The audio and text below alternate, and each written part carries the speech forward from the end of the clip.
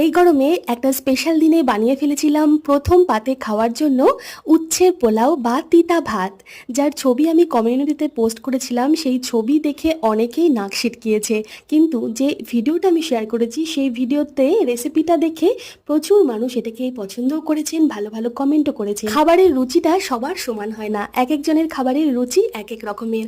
আমার পার্সোনালি ভীষণ পছন্দ হয়েছে এই উচ্ছের পোলাওয়ের রেসিপিটা।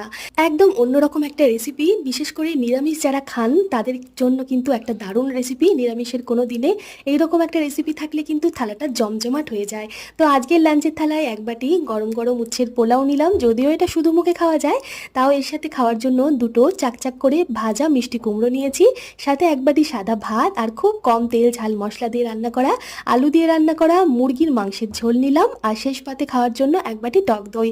কেমন লাগলো আজকের লাঞ্চের থালার আইডিয়া জানাবেন। ধন্যবাদ।